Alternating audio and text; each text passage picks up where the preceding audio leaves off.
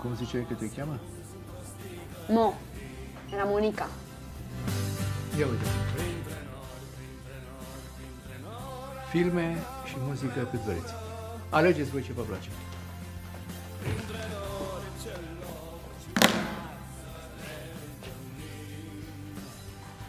Fă refera și zboară din facultate fără să mai poată da admitere vreodată. Refera că ce? Ce că tot telefon acolo? N-am buzunare, n-am unde să-l țin. Calmează-te, mă! Eu și prietena mea suntem studentele lui domn profesor și domn profesor mi-a găsit mie telefonul în chiloț și mi l-a confiscat și avem nevoie de el, fiindcă mama e genul care se stresează, se panichează foarte tare dacă nu răspund. Corect, asta e vârsta la care trebuie să te hotărăști ce vrei să faci în viață. Pentru asta trebuie să ai curaj. Tu pare o fată curajoasă.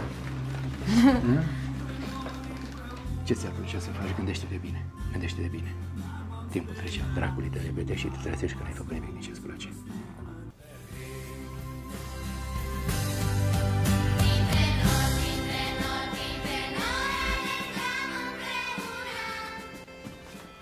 Mi-am uitat geaca de blugi. Asta și?